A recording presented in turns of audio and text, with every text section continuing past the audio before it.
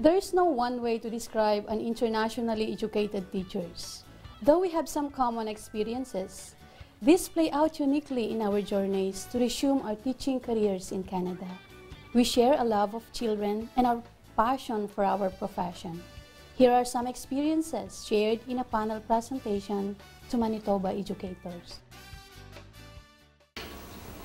I have a great experience with regards to the program because they expose us to the different areas, especially what Mariana said, the Manitoba curriculum, because education back home is different from ours, but the teaching is there, but the application is at least we can acquire, especially for our mentor teachers, which give us the positive approach for the students that we are facing now. And I have a great experience for my mentor teacher because they give us a positive feedback, plus the new techniques that I have acquired with from them, especially the PSED one and also the industrial arts, because I was exposed to the different machines. Because back home, I was only, like for example, I was only exposed to manual, the hand tools, but this time I had a great experience. It was awesome to be there. It was awesome to be part of it. And the most important thing, it was awesome to feel that you grew up.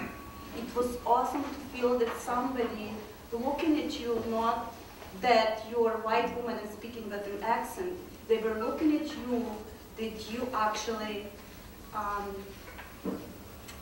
counterpart, that you actually someone who has the same education, who are equal.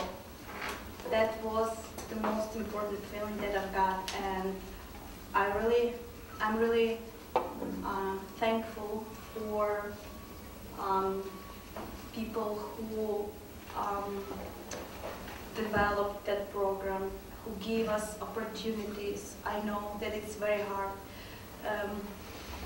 and a lot of mistakes that can be done from our side, and because sometimes we felt like we were in a dark room, and to find that light that you can go and find the entrance, it's very hard. And when you can see that light, and when you can find that row or something, it's, what can you say? You just can be very happy, and that's about it. I've been a teacher for more than 10 years in my country, and I'm teaching grade 5 and 6. And when I arrived here in Winnipeg last February 2005, I thought I could teach. But then they told me that when you come here in Canada, you will be evaluated as grade 12. And I told myself, no, I don't like to be that way. So I tried to find a way on how I could be a teacher again, because teaching is already a part of my life. Children are already part of my life. So I tried, and I think that I'm one of the luckiest people who arrived here because of this program. And because of this, when I started teaching, my goal is to teach children. And when I arrived here, same goal, and to share the knowledge, the skills that I have for more than 10 years that I've been teaching. But I could not attain that goal unless I could not go to a certain school to teach. So maybe this program is the way where I could attain that goal. And with your help, with the help of people who are involved in this program, especially people in the 7 Oaks Schools Division, and we hope that after this program, they could they will allow us to teach in their schools division. I just want to say something. Canadian government is really very helpful for immigrants. It's a reality, and we are feeling this thing now. But the main thing is that when you come here, the first main thing is to do is that you have to find your job. People like me, I will take my own example. When we came here, my first job was to find job for me. So, you know, we don't have time to attend those classes. It's really very good for us, I know, we understand. But sometimes, you know, these type of circumstances are there that you don't get even time to go for these things. You just put your kids into school, life starts, yes. And you just look out jobs for you, and you just want to do something for you to earn, to fill stomach of your family. So I think more than 80% of people, immigrants are those, they just even don't look back to their kids. They don't have time. They have 2 shifts to do, yeah, that they are not habitual to do in their own countries. It's very different life for us here. Look at me. I even never imagined that I will study again here. And my kids, my daughter, she is only 2.5 now, and I didn't even notice whenever she grows, she is growing, and I don't have even time to see her. She is in daycare. I know she is very safe there. But it's very strange for us. I even never sit with my own son. He is growing up now. He needs me. He has his own problems. I have to study my own. I have to think about my earnings. I have to think about my budget. And my husband, he didn't get job properly. He didn't get that job that he wanted to do. He is doing something else. So this is very emotional topic.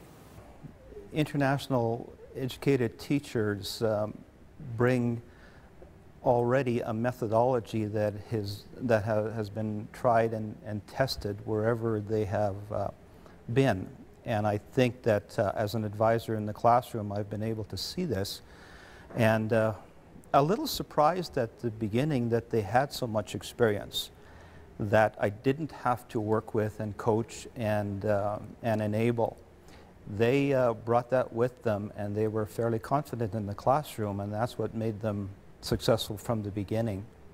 I applaud what they brought to the classroom, but the other thing is the diversity that they bring, the diversity of experience that they bring to a classroom, classrooms that are already looking at a diversity of experiences from the student's point of view. So to have a teacher in that capacity, I think is worthwhile, and I would applaud that effort. We found that many of these students are creating their own kind of niche in school systems where they can use their many talents to their advantage. I can think of a particular example of a student who has a background in physical education, vocational education, or another one who has an interest in bilingual education, who've been able to carve out spaces for them to show people that they have many strengths, and it's not simply a matter, as many people think, that these people are working from a sort of a deficit perspective. It's that we have to bring them up to speed so that they can at least, you know, meet the bar by Canadian or Manitoban standards. They have many strengths that other students in our faculty don't have. So those, I think, are really positive kinds of things. We've been also able to connect across the country and globally with people both in Canada and in England in particular, who are interested in doing this kind of work and have different kinds of programs, structured differently, but working with the same kind of student in different contexts. So those are some of the strengths that I think have come about. I remember early in the practicum talking to one of my students, teachers, And she told me, after I had reflected on how hard, how difficult this must be, balancing a family life, balancing night school in some cases, and all the responsibilities that they had, just how difficult this must be. And she replied, and I remember this, she replied that it's not so difficult when you like kids. And I thought, I don't know why I should have been surprised with that answer, but that's the one that she gave me, and I thought, yes, that's what makes you an exceptional person. And she proved it every day in the classroom. Yes, perhaps there were adjustments, perhaps there were errors here or there, but the focus always was on the student, and I think it was part of empowering her to be an active person in the classroom that contributed to that. Yeah. Good morning, everybody. I need your attention. Okay? Yesterday, what did we do? Do you know? Yeah. Do you remember what did we do yesterday? We talked about electricity. Oh, static electricity. Good. And what did you learn yesterday? That it can pick up stuff. Good. It picks up stuff. And everything is made up of? Yesterday I told you, everything is made up of? Electricity. Pardon? Electricity. Electricity, no. Everything is made up of? Pardon? Atoms, good. Everything is made up of atoms, okay? And I told you that every atom has two kinds of charged particles. Yesterday I told you. What did I tell you yesterday? Every atom has two kinds of charged particles, okay? One are positive and other are negative. Do you remember? Okay. Good. No, so you have lots of white spots. You want to keep lots of white spots. Color to play. Okay. Just have a 10. Maybe. Okay. Can I fix your butterfly in your plate? White spots are good. You can also color your plate, okay? You can color your plate, decorate your plate, okay? Did you write your name on the plate, on the back of the plate? Yeah. Good. Good. I was going to say Scooby-Doo. Excuse me. Yeah, I like Scooby too. Okay. Here, we have to fix this butterfly like this. Okay? Gotcha. Good. Look here. The butterfly is looking good.